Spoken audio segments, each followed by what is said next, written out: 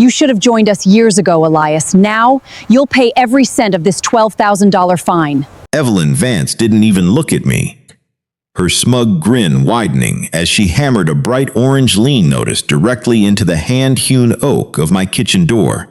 Your property is an eyesore, and we're done tolerating your refusal to conform. I didn't reach for my checkbook or raise my voice.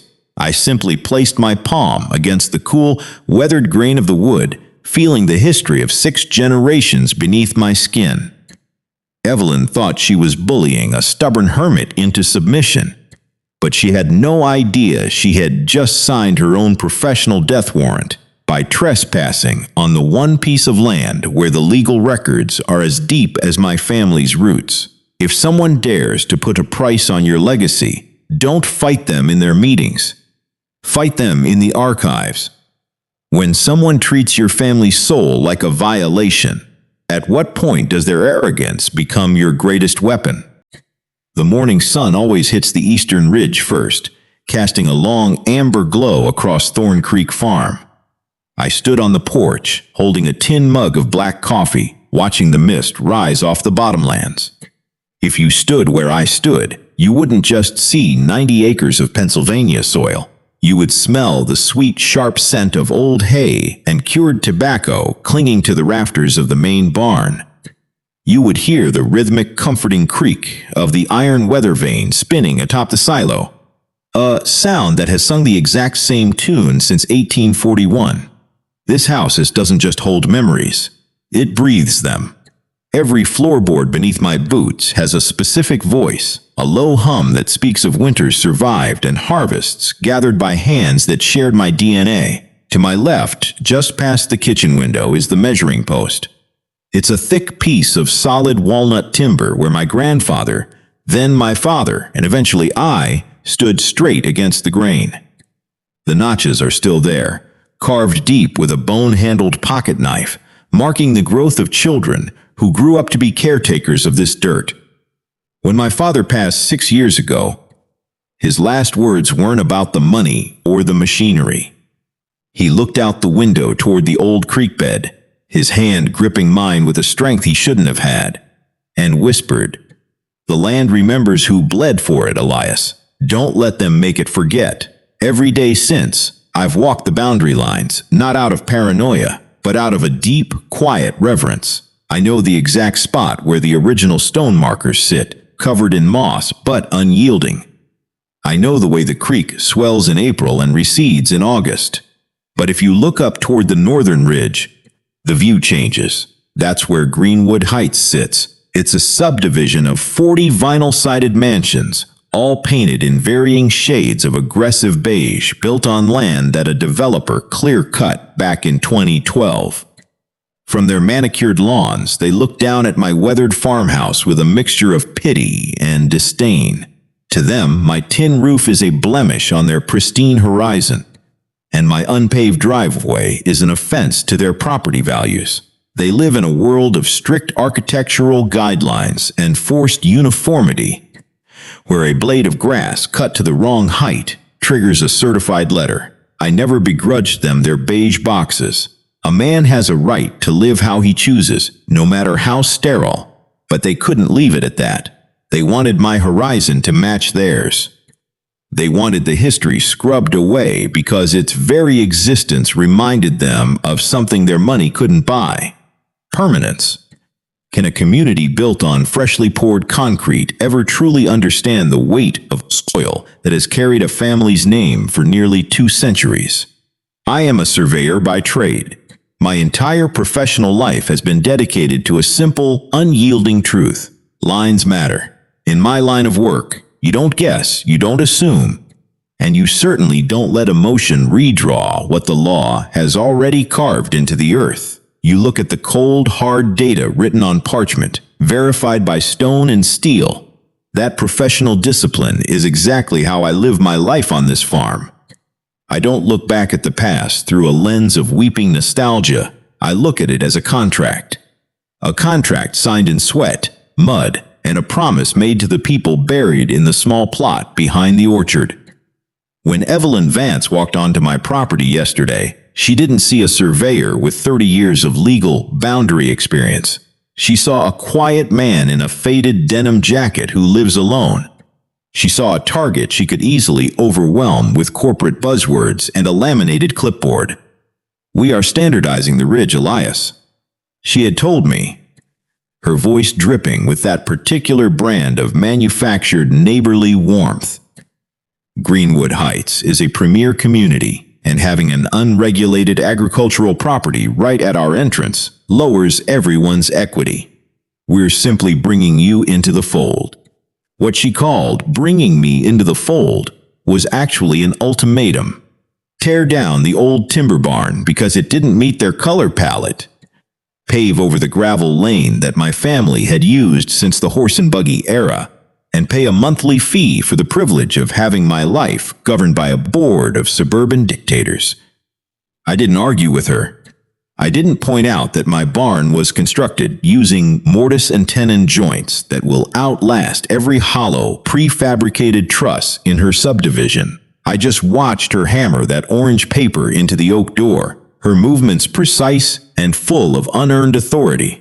When people have spent their entire lives inside gated communities, they begin to believe that their rules are the laws of physics. They think that if they write a number on a piece of letterhead, the universe is obligated to bend to their will. But a promise made to a dying father isn't a line item on a budget. It doesn't depreciate over time, and it can't be bought out by a neighborhood association looking to boost its curb appeal. As Evelyn walked back down my driveway, her heels clicking aggressively against the stone, I didn't feel anger. I felt a deep, chilling clarity. She had crossed a boundary line that wasn't marked on any map, the line where greed attempts to override a family's honor. If someone demands that you surrender the very identity of your home for the sake of their comfort, how long could you possibly remain silent before the quiet inside you turns to steel? The true danger of a property lien isn't just the monetary fine. It's the quiet legal machinery that grinds behind it. A $12,000 lien left unpaid doesn't just sit on a ledger. In the state of Pennsylvania, it acts as a ticking clock, a legal anchor that blocks your title and paves the way for a forced foreclosure. Evelyn Vance wasn't just trying to collect a fine. She gave me exactly 30 days to comply with their master architectural plan or face a public auction of my heritage. If they succeeded, the consequences wouldn't just be financial ruin for me. It would mean the immediate demolition of the farmhouse to build a secondary access road for their planned Phase 2 expansion. The old walnut measuring post where my family's growth was tracked for a century would be ripped out and thrown into a wood chipper. The main barn, built from virgin white pine that no longer exists in this state, would be bulldozed into a pit and covered with asphalt. The grave markers of my ancestors behind the orchard would be relocated by a court order, treated as a legal nuisance rather than a sacred resting place. For me, losing Thorn Creek Farm meant losing the only physical space left on Earth where my family still existed. When you live in a house that old, you don't feel alone. You feel the weight of their protection in every thick stone wall during a winter blizzard. If Evelyn took this land, she would effectively erase the Thorn name from the county records, turning 7 generations of history into a historical footnote. I would become the weak link in the chain, the son who sat by and allowed a group of real estate developers to erase his father's entire life's work. The pressure was concrete, and the deadline was absolute.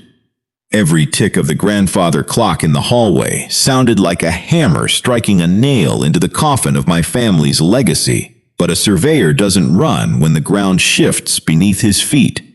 He stabilizes his instruments, finds his reference points, and looks for the structural flaw in his opponent's foundation. If everything your ancestors sacrificed to build was suddenly placed on a corporate auction block, what would you be willing to risk to ensure their names aren't buried under freshly poured concrete? The first crack in Evelyn Vance's armor appeared less than 48 hours after she stapled that orange notice to my door. I was standing near the northern fence line, grease on my hands, adjusting the engine belt on my late father's 1968 John Deere tractor. The low, heavy rumble of that old diesel engine always fills the valley, a sound that has signaled the start of hay season for over 50 years. To me, it's a heartbeat. To Evelyn, it was an unauthorized acoustic disturbance. I heard the sharp, frantic crunch of gravel before I saw her. She was marching down my unpaved lane, her pristine white sneakers gathering dust, flanked by two men wearing matching polo shirts with the Greenwood Heights logo embroidered over their hearts. "Elias," she shouted over the engine, not waiting for me to step down. "This machinery is completely out of compliance with our neighborhood aesthetic guidelines. Section 4 clearly states that commercial agricultural equipment cannot be operated or parked within visual range of the main residential thoroughfare." I slowly turned the key, letting the tractor die down to a quiet hum, then wiped my hands on an oily rag. I didn't get off the seat. I just looked down at her from the cab. "This isn't a residential thoroughfare, Evelyn," I said, my voice flat and even. "This is a working farm. It's been a working farm since before your grandparents were born." She scoffed, crossing her arms tightly over her clipboard. "That old, outdated history doesn't exempt you from the current master plan. We've already filed the lien, and if you think your quaint sentimental attachment to this rust bucket is going to hold up in court, you're severely mistaken. We own the ridge now, Elias. You either adapt, or we will budget you out of existence." One of the board members behind her smirked, checking his gold watch as if my time was wasting his. They stood there with the ultimate confidence of people who believed their jurisdiction was absolute, completely blind to the trap they were walking into. As a surveyor, I know how to spot a fatal error in a layout long before the foundation is ever poured. When Evelyn spoke, she used the word exempt, which meant she genuinely believed my farm was part of her development that had somehow been granted a temporary pass. She hadn't bothered to verify the legal framework of her own home turf before launching a multi-$1,000 legal assault. Her arrogance had completely blinded her to the basic laws of land tenure. She thought she was looking at a broken-down old man clinging to a piece of junk, never realizing she was standing on the exact coordinate where her entire legal authority was about to disintegrate. When a person becomes so obsessed with controlling the view from their window, how blind do they become to the cliffs crumbling right beneath their feet? That evening, the silence in the kitchen felt heavier than usual. I sat at the heavy oak table, the bright orange lien notice casting a sickening reflection against the polished wood. Beside it lay a crisp, white envelope that had arrived in the afternoon mail. It was a formal, out-of-court settlement offer from the legal counsel representing Greenwood Heights developer. They were offering me $750,000 cash for the bottomlands and the homestead. No court battles, no fines, no forced auctions. Just a signature on a dotted line, a massive payout, and a polite eviction. For a single man living on a modest surveyor's pension, that amount of money was a small fortune. It was enough to buy a luxurious, modern house anywhere in the state, far away from petty suburban politics and aggressive neighborhood associations. I could have walked away into an easy, quiet retirement without ever having to look at Evelyn Vance's smug face again. I looked across the room at the old walnut measuring post by the window, the faint carvings of my family's heights catching the fading twilight. I thought about my father's final words, whispered in this very house while his hand gripped mine. If I signed that paper, the money would hit my bank account, but the soul of this family would be completely erased. The 70-year-old pine barn would be pulled down by excavators before the ink was dry. The gravel road where my mother used to walk me down to meet the school bus would be buried under 10 inches of gray asphalt. They would turn my family's sacred sanctuary into a manicured entranceway for a second phase of identical houses. I faced a stark choice. I could take the easy path, accept the wealth, and let the corporate machine consume the past for the sake of peace. Or I could dig my heels into the soil, reject the money, and risk everything I owned in a brutal legal war against a wealthy, aggressive system that was determined to grind me down. I didn't pick up a pen to sign the settlement. Instead, I reached for a black leather binder containing my father's old surveying equipment logs from 40 years ago. I didn't want their money, and I certainly wasn't going to let them buy my silence. If someone offers you a fortune to walk away from the very ground that defines who you are, at what point does accepting their cash become a betrayal of the people who built your life? For the next 3 days, I did nothing to stop them. I watched from my porch as Evelyn Vance, driven around the northern ridge in her golf cart, pointing toward my valley with her laminated clipboard. On Wednesday, she posted a lengthy announcement on the Greenwood Heights community Facebook group. A sympathetic neighbor down the road printed it out and slipped it into my mailbox. Evelyn had publicly listed my property as non-compliant Unit T01, openly discussing my $12,000 delinquency as if it were already a matter of public record. She wrote about how restoring the aesthetic integrity of the historic ridge would finally elevate the neighborhood to its proper status. To her, my family's survival on this land was just a temporary zoning error that she had been destined to correct. She viewed the weathered siding of my barn not as a monument to sustainable, old-world carpentry, but as a direct threat to her subdivision's equity. Every word she wrote was designed to turn the community against me, painting me as a bitter, uncooperative hermit who was holding back progress.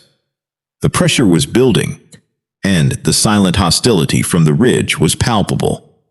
Whenever a resident drove past my lower fence line, they slowed down, staring at my house, as if it were a condemned structure waiting for the wrecking ball. I felt the burning anger rising in my throat every time I looked at that orange paper stapled to my door. It would have been easy to storm into their next board meeting, shouting and waving my fists, demanding apologies. But anger without precision is just noise, and noise never wins a legal battle. I kept my mouth shut. I let her continue her digital victory lap, letting her believe that her public shaming tactics were working, and that I was simply paralyzed by fear. When you are dealing with an adversary whose entire power structure is built on vanity, the best thing you can do is let them inflate their own ego until the seams begin to burst. When an entire community is taught to view your history as an eyesore, how much weight can your soul bear before your silence turns into a strategy? On Friday morning, while Evelyn was likely updating her spreadsheet of violations, I placed a call to Arthur Vance, no relation to Evelyn, a senior partner at a property rights law firm in Harrisburg. Arthur had worked with my father decades ago on regional land trusts, and he knew the precise language of Pennsylvania land law better than anyone alive. Instead of panic, my voice carried the rhythmic, measured cadence of a man reading a blueprint. I didn't ask him to file an emotional harassment suit. I asked him to pull the original 1841 land grant records from the state archives and quietly subpoena every single infrastructure permit the Greenwood Heights HOA had filed since its inception in 2012. While Arthur's team began digging into the digital records at the county courthouse, I went to work in my own study. I cleared the heavy oak table, lit a single brass desk lamp, and unrolled the thick, linen-backed survey maps my great-grandfather had drawn by hand. I used my professional tools, a German-engineered brass drafting compass, and a high-precision steel scale, to overlay the modern county GIS mapping coordinates directly on top of the historical boundaries. As a surveyor, I don't look at maps as mere drawings. I look at them as mathematical legal arguments. It took me exactly 20 minutes of calculation to find the systemic flaw in the HOA's paperwork. Evelyn Vance had relied entirely on a generic commercial real estate toolplat map provided by the developer's marketing team, rather than checking the certified deeds filed with the recorder of deeds. She had assumed that because my farm sat adjacent to the ridge, it was automatically included in the original tract purchase. It was a massive, careless blunder born out of pure bureaucratic laziness. I printed out the certified coordinate data, stamped it with my official Pennsylvania surveyor's seal, and slipped the documents into a secure leather briefcase. I still hadn't said a word to Evelyn, nor had I responded to her public smear campaign on the neighborhood forum.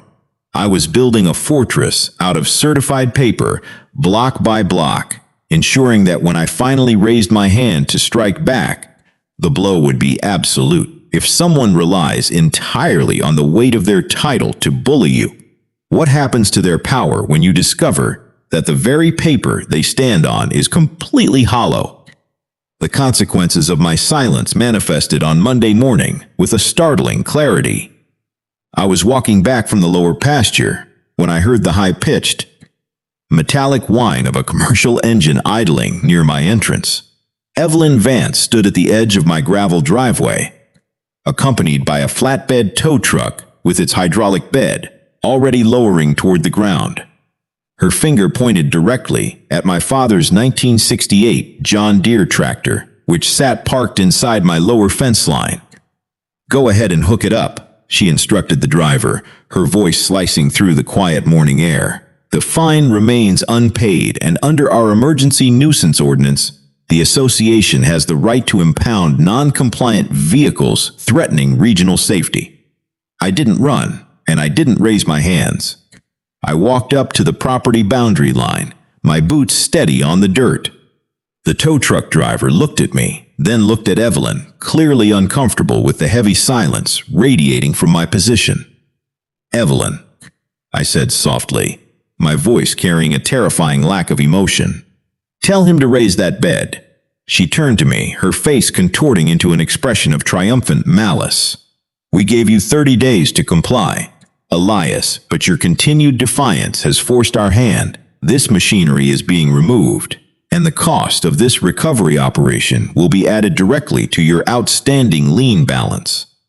The driver stepped toward the tractor, his heavy chains rattling against the iron. I watched as he wrapped the cold steel around the front axle, the same axle my father had repaired with his own hands during the heavy harvest of 1994.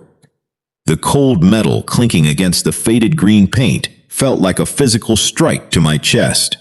They were treating a piece of my family's working history like common street trash, entirely confident that their administrative authority gave them the right to dismantle my life. When a system becomes so convinced of its own righteousness that it begins seizing your memories by force, how far inside yourself must you reach to keep from breaking? The driver hesitated, his hands freezing on the cold iron chains as he looked between my calm and Evelyn's frantic gestures. Sensing his hesitation, Evelyn stepped forward, her face turning a sharp, angry crimson under the morning sun. She slapped her laminated clipboard against the hood of my father's tractor, the sharp plastic crack echoing across the quiet pasture. "Don't look at him. Look at me," she barked at the driver. Then she spun around to face me, her eyes narrowing into slits of pure, unadulterated contempt. "You think you're special because your ancestors fell off a wagon and broke dirt here? Let me tell you something, Elias. This old junk, this pathetic excuse for a farm, and that rotting barn are nothing but a monument to a dead past. Your family's little history project is over. It's a blemish on a modern community, and nobody cares about who used to live here. The dead don't pay property taxes, and they don't dictate the future of Greenwood Heights." She took a step closer, her voice dropping to a harsh, venomous whisper that cut deeper than any legal threat ever could. "You're just a stubborn old man holding on to garbage because you have nothing else left. Your father's time is gone, and so is yours. This land belongs to progress now, and we are going to scrape this historic junk right off the ridge." The words hung in the crisp morning air, heavy and poisonous. The driver stepped back, entirely unnerved by the sheer cruelty in her voice. I didn't flinch. I didn't ball my hands into fists, though every nerve in my body was screaming at the desecration of my father's memory. I simply stood my ground, letting her words sink deep into the dirt around us. She had just stood on my soil and called my family's labor garbage. She had looked at a century and a half of survival, sacrifice, and love, and seen nothing but a zoning violation that needed to be erased. It was the absolute peak of her arrogance, a public declaration that she viewed her bureaucratic power as superior to human dignity. I looked her dead in the eye, my voice dropping to a low, glacial calm. You should have checked the paper, Evelyn. When someone stands on the ground your parents bled to protect and calls their entire existence a blemish, how much deeper does your resolve grow to ensure they face the full weight of their own ignorance? The escalation from a neighborhood dispute to a bureaucratic confrontation happened with terrifying structural speed. By Wednesday afternoon, the casual arrogance of Evelyn Vance had mobilized the full weight of the county's administrative machinery. I received a formal, certified delivery containing an emergency injunction filed by the Greenwood Heights Homeowners Association Legal Counsel alongside a summons from the county zoning board. They weren't just pursuing the $12,000 lien anymore. They had officially filed a code violation complaint with the county building inspector, alleging that my 183-year-old pine barn was structurally compromised and posed an immediate hazard to the public road. The system was moving precisely how developers designed it to move, using specialized legal terminology and rapid-fire filings to overwhelm independent landowners before they could even secure representation. An hour after the notice arrived, a White County vehicle pulled up to my lower gate. 2 inspectors stepped out, accompanied by Evelyn Vance and the HOA's staff attorney, a man named Henderson, who carried a leather briefcase like a shield. They didn't ask for permission to enter. Henderson simply handed me a copy of the county code section that allowed for immediate site inspection under imminent threat guidelines. We are here to conduct a formal structural assessment of the non-compliant timber facility, Mr. Thorne, Henderson said, his voice flat, professional, and completely devoid of human empathy. The association has reason to believe that the foundation of this structure is shifting toward the county easement. Evelyn stood just behind him, a smug, vindictive smile playing on her lips as she watched the inspectors pull out digital measuring tapes and clipboards. She thought she had won. She had successfully dragged the local government into her personal crusade, transforming her petty aesthetic grievance into an official county enforcement action. I didn't try to block their path, nor did I offer them any explanation. I stood quietly by the weathered entrance of the barn, watching as the inspectors tapped their tools against the massive, hand-hewn white pine beams that my great-great-grandfather had raised during the summer of 1841. Henderson began listing the potential penalties, his voice echoing off the ancient rafters. Immediate condemnation, mandatory demolition at the owner's expense, and compounding daily fines that would exhaust my remaining savings within weeks. The entire weight of the regional administrative system was being brought to bear on a single old-world structure, treating its survival as a mathematical error that needed to be forcibly corrected by the state. They walked through the property with the absolute confidence of executioners, completely unaware that every single document they were filling out and every measurement they were logging into their digital database was being recorded under a completely fraudulent legal premise. They were building a massive institutional trap, but their blind faith in their own paperwork had prevented them from checking the foundational records that governed the very dirt beneath their boots. When a multi-million-dollar system joins forces with a petty tyrant to dismantle your heritage, how firmly must you plant your feet to keep the institutional machinery from grinding your history into dust? The next morning, an unexpected shadow fell across my porch. It was old Donald Miller, a retired county clerk, who had worked in the records office for nearly 40 years. Donald lived just outside the Greenwood subdivision, in a modest brick home that had managed to escape the developer's grasp back in 2012. He didn't walk up to my door with his usual friendly wave. He kept his head down, his hands jammed deep into his coat pockets, looking around nervously as if he were committing a crime just by standing on my gravel. "Elias," he said, his voice dropping to a low, gravelly whisper as I stepped out to meet him. "I shouldn't be here. Evelyn's already warned the entire neighborhood that anyone associating with you is violating community solidarity. But I couldn't sit up on that ridge and watch this happen without saying something." He pulled a faded, yellowed piece of paper from his pocket, his old fingers trembling slightly as he handed it to me. It was a copy of a zoning meeting minutes document from 2011, back when the Greenwood subdivision was first being plotted. "When they were buying up the mountain, the developers tried to annex your family's valley 3 different times," Donald murmured, looking down at his boots. "The county council denied them every single time because of the historic land grant protection. Evelyn knows this, Elias. Or at least her predecessor did.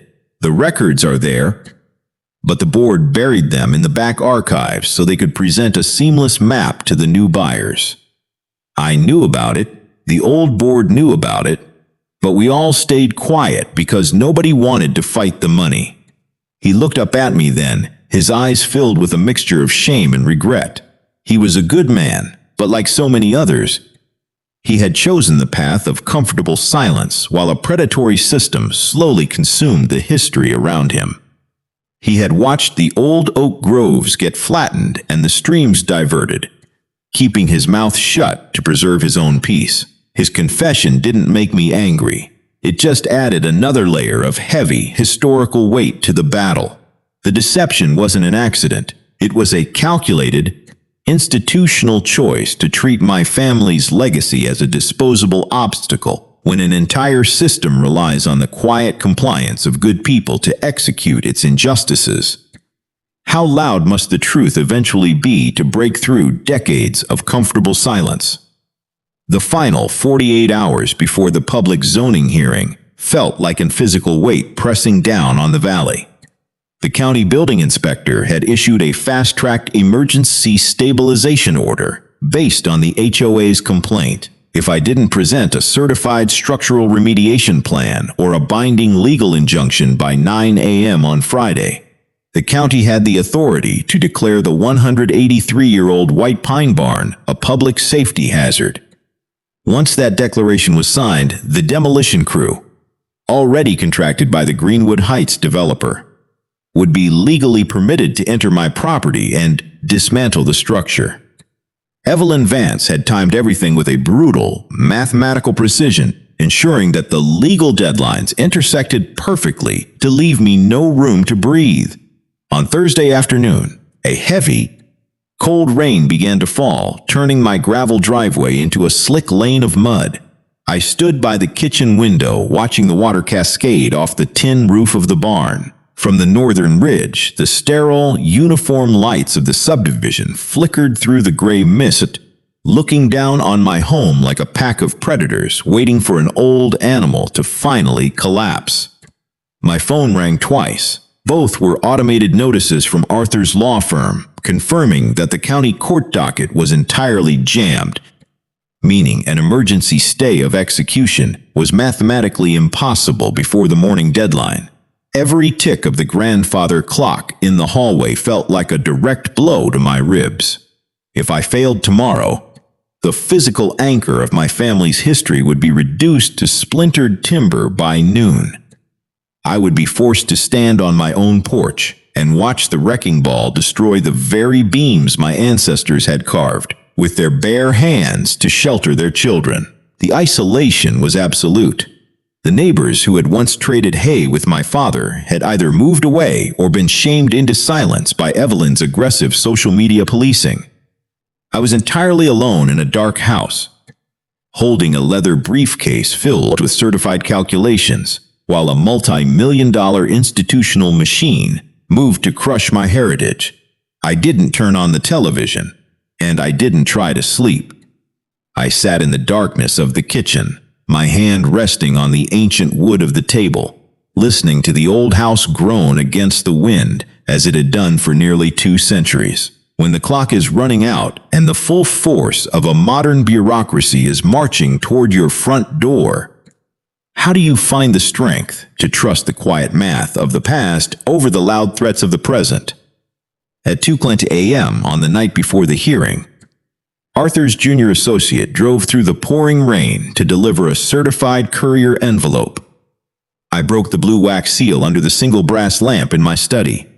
Inside were the digitized, high-resolution scans of the original 1841 land grant deed, cross-referenced with the county's own historical highway engineering surveys from 1952.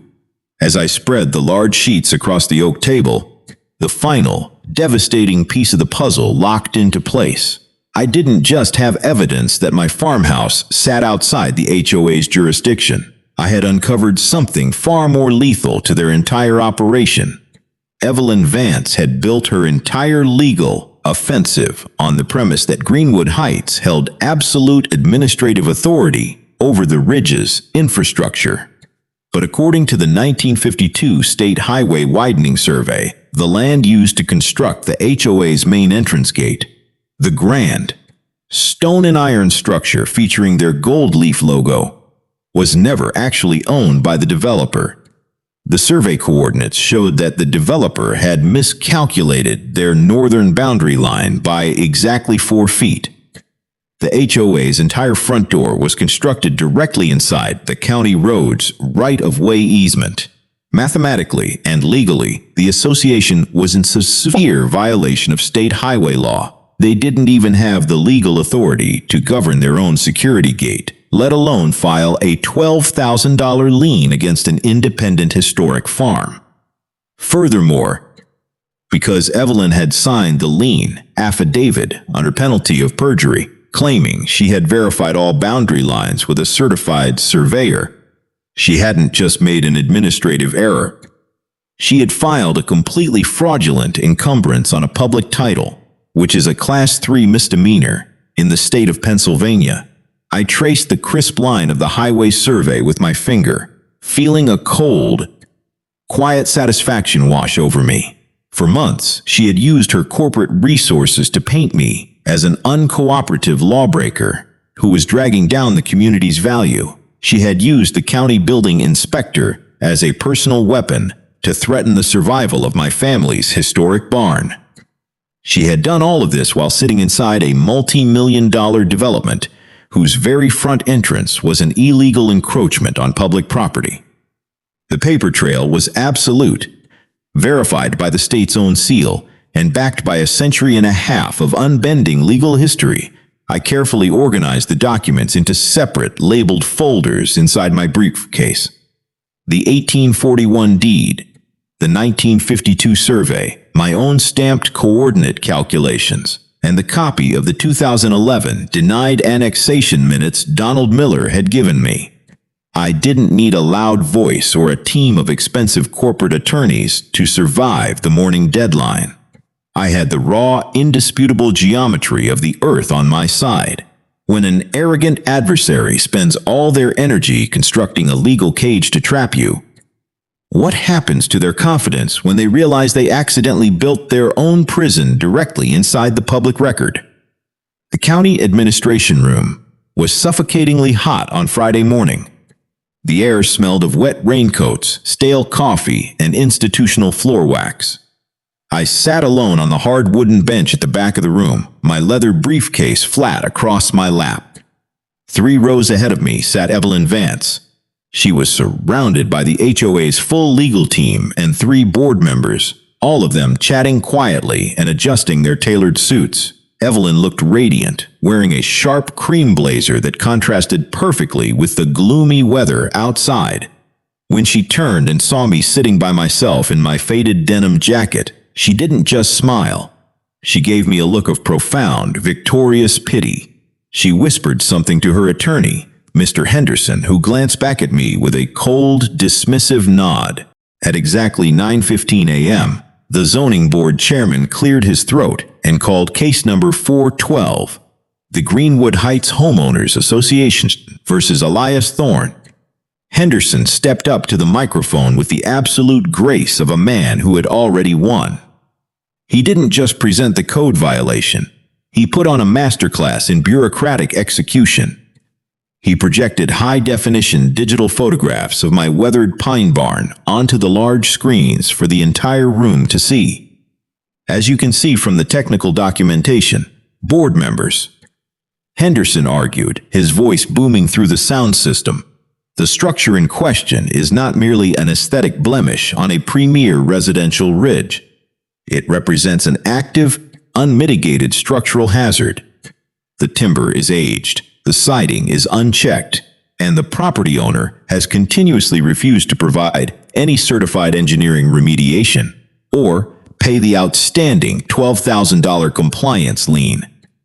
Evelyn was then called to testify.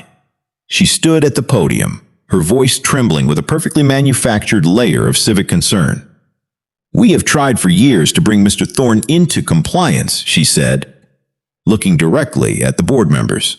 "We offered him a generous out-of-court settlement to transition this land into a safe, modern space. He rejected our kindness. Now, the community is left exposed to a collapsing structure that threatens our public roads and our children's safety. We ask the county to enforce the emergency demolition order immediately." The board members were nodding in unison, their expressions hardening as they looked at the photos of my barn. The chairman looked down at his papers, his pen already poised over the signature line of the condemnation order. "Mr. Thorne," the chairman said, his voice echoing through the silent room, "your legal counsel has failed to file any emergency stay, and you have presented no counter-engineering assessments to this board.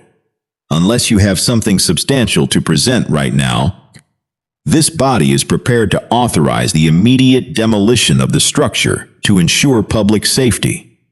The silence that followed was suffocating. Evelyn sat back down next to her board members, a look of absolute, unshakable triumph written across her face. They had successfully jammed the docket, bypassed the standard court delays, and mobilized the state to erase my family's heritage before noon. It looked like the absolute end of the road. To anyone watching in that room, I was just a defeated, silent old man who had run out of time and options. When the entire weight of a system is poised to strike the final blow against your past, how deeply must you breathe to keep the panic from swallowing your voice? I didn't stand up immediately. I let the silence hang in the county room for 3 long ticks of the wall clock. In that quiet pocket, the sterile smell of the administrative hall seemed to fade, replaced by a sudden, vivid rush of sensory memory. I could smell the sharp, clean scent of white pine sawdust clinging to my clothes. I could hear the rhythmic thud of my father's axe-splitting oak by the woodpile, and the gentle, scraping sound of my grandfather's pocket knife, carving those deep notches into the walnut post by the kitchen window. I looked down at the palms of my hands, tracing the faint, faded scars from old wire cuts and rough timber. My father had those same scars. He had gotten them while spending 6 brutal months in the freezing mud of 1972, replacing the main foundation sills of the barn by hand, just to ensure the structure would stand straight for another 100 years. He didn't do it for a real estate portfolio, and he didn't do it to satisfy an architectural committee's color palette. He did it because he believed that a family's home is a sacred covenant, a physical promise that you do not abandon your roots just because the world outside becomes loud and impatient. "The land remembers who bled for it, Elias." His voice echoed in my mind, as clear as the night he passed. "Don't let them make it forget." Evelyn Vance looked at those photos on the projector screen and saw nothing but weathered junk and financial liability. She didn't see the love that went into squaring those massive timbers with a broadaxe. She didn't see the generations of children who had leaned against those white pine walls while watching summer storms roll across the Pennsylvania hills. She didn't understand that a home isn't just an asset to be managed. It's a living repository of the people who built your life. If I sat there and allowed her corporate machinery to tear down those beams, I wouldn't just be losing a building. I would be actively participating in the erasure of my father's entire existence. I would be letting a group of superficial strangers write the final chapter of a story that had taken nearly 2 centuries to compose. I took a deep, steady breath, feeling the cold weight of my grandfather's brass drafting compass inside my jacket pocket. The grief was there, heavy and sharp, but beneath it the quiet discipline of a surveyor took hold. I clicked the locks on my leather briefcase. It was time to speak for the dead. When someone looks at the physical evidence of your family's love and sees only a blemish to be scrubbed away, how much quiet strength do you draw from the knowledge that your foundation runs deeper than their money can ever reach? I stood up from the wooden bench, my leather briefcase in my left hand. The floorboards didn't creak beneath my boots as I walked down the center aisle toward the presentation podium. The silence in the county administration room was thick, broken only by the hum of the overhead projector displaying the digital photos of my barn. Evelyn Vance turned her head slightly as I passed her row, her lips curling into a tight, satisfied smile. She leaned over to her attorney, Mr. Henderson, whispering something that made him chuckle softly. They honestly believed I was stepping up to beg for a temporary extension or to negotiate the terms of my surrender. I didn't look at them. I kept my eyes fixed on the 5 members of the county zoning board. Mr. Chairman, I began, my voice steady, level, and entirely devoid of the anger they expected. I am not here to request an extension, nor am I here to dispute the structural evaluation of my barn. I am here to discuss the legal foundation of this entire proceeding. I opened my briefcase, pulled out the first labeled folder, and placed 5 identical copies of a certified document onto the clerk's desk. What you have just received, I said, pointing to the papers as the clerk distributed them to the board, is the certified 1841 land grant deed for Thorn Creek Farm, cross-referenced with the official county tract registry. If you look at the coordinate layout on page 3, you will find the original historical boundary lines of my property. Henderson stood up immediately, adjusting his jacket with an air of practiced irritation. Mr. Chairman, this is entirely irrelevant. We are here to address an active code violation and an unpaid compliance lien filed by a recognized homeowners association. The historical lineage of the property has no bearing on current safety regulations. It has everything to do with it, Mr. Henderson, I replied, turning my head to look him directly in the eye. Because for a homeowners association to file a lien, levy fines, or request a county enforcement action against a piece of land, that land must actually sit within their legal jurisdiction. I reached back into my briefcase and pulled out the large, high-resolution overlay maps I had completed under the brass lamp in my study. I stepped toward the projector board, switching the input to display my stamped coordinate layout. This is the official development plat map submitted by the Greenwood Heights developer in 2012, I explained, tracing the crisp black lines with my finger. And this red boundary line is the exact coordinate data from my 1841 deed. As a licensed surveyor with 30 years of experience in this county, I have verified these markers to an accuracy of less than 1 millimeter. My property sits entirely outside your subdivision's jurisdiction. There is no shared boundary, there is no annexation agreement, and there is no restrictive covenant tying my dirt to your rules. The room went entirely cold. The zoning board chairman adjusted his glasses, leaning forward to examine the certified documents in front of him. Mr. Thorne, the chairman asked, his eyebrows furrowing as he looked up from the paper, are you stating under seal That your farm was never part of the original master tract purchased by the developer? I am not just stating it, Mr. Chairman.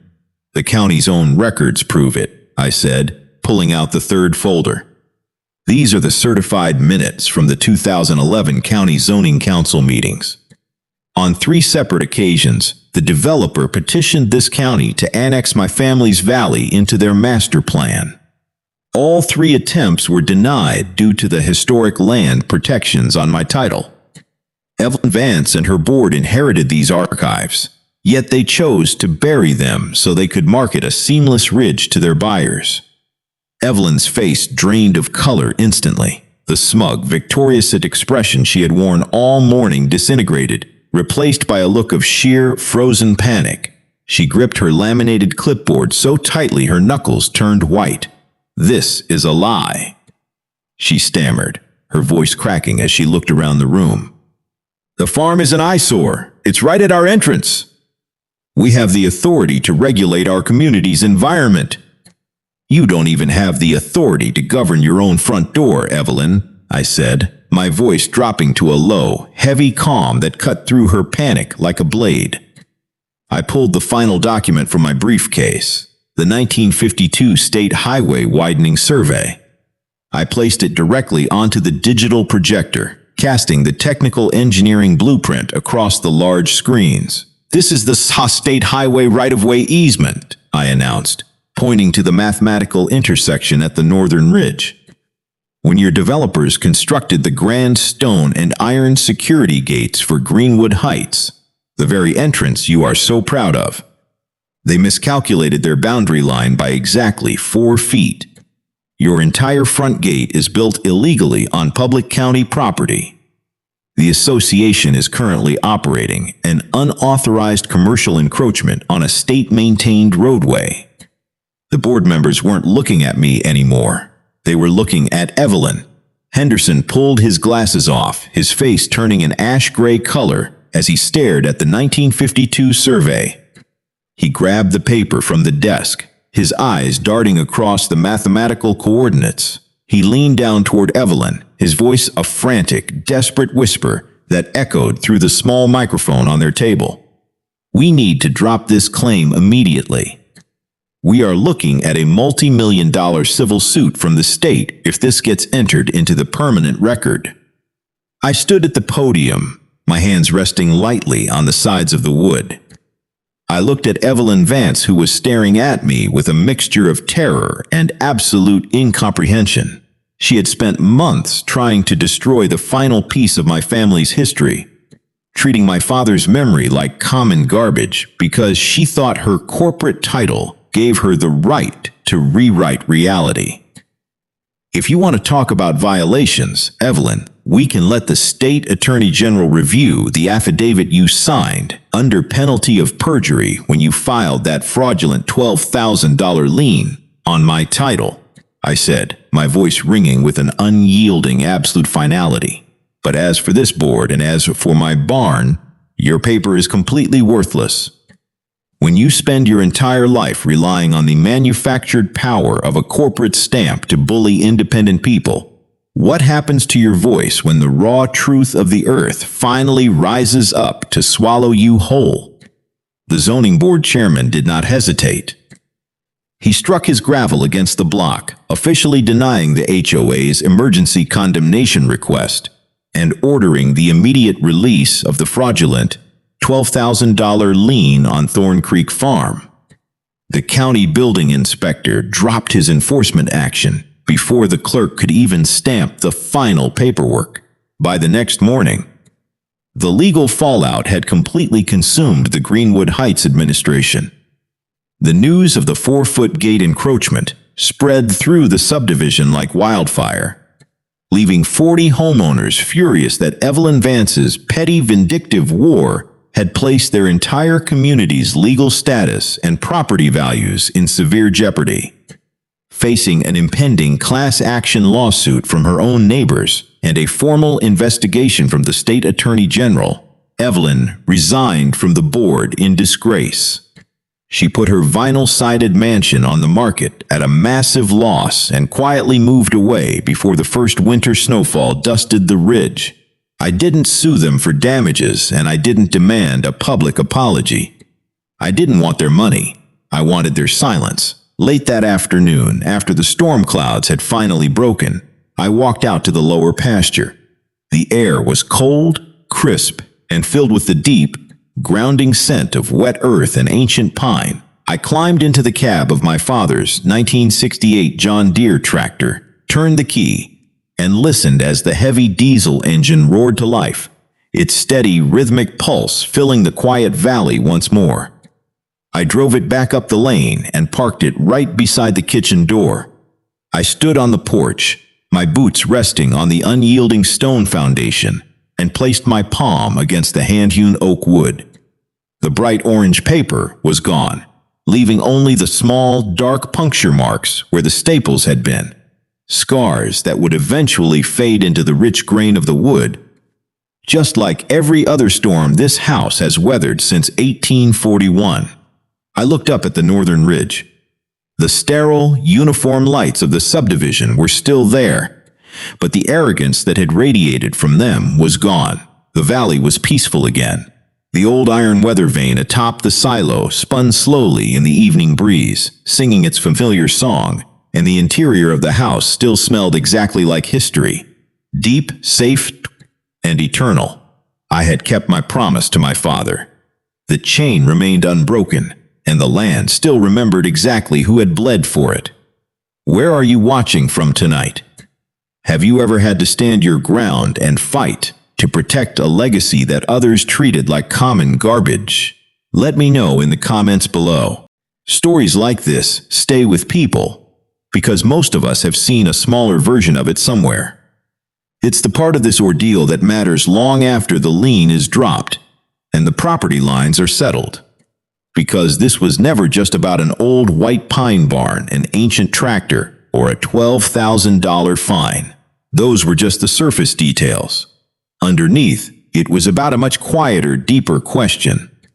Who gets to decide what counts as acceptable, and what happens when we confuse community responsibility with personal control? Now, to be fair, rules themselves aren't the enemy. Neighborhoods need standards, and communities need structure to thrive. But the moment those rules are enforced with pride, personal grudges, or selective pressure, stop protecting the neighborhood and start protecting the ego of the person holding the clipboard. They become weapons used against anyone the board assumes won't fight back. And that was the real mistake here. The board didn't fail because they were strict. They failed because they assumed authority didn't require accountability. They believed a title or a printed notice was enough to override history, and they mistook a quiet man's patience for fear. They assumed nobody would actually dig into the back archives, check the 1952 highway surveys, or read the original deeds line by line. By the time they realized every single step of their overreach had been quietly documented, the argument was no longer about a neighborhood aesthetic. It was about evidence. The farmhouse stood because its foundation was built on cold, hard geometry, not a shouting match. In disputes like this, the strongest person in the room is rarely the loudest one. It's the one who refuses to give an aggressive system the emotional reaction it wants, choosing instead to let the record do the talking.